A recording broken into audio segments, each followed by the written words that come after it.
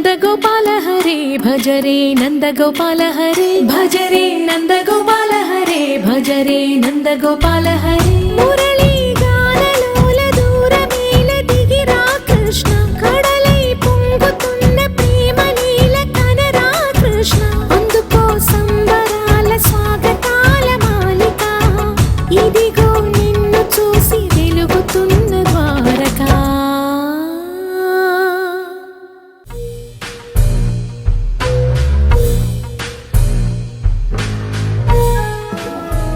ఓకేనండి, intro start చేసుకోవచ్చు.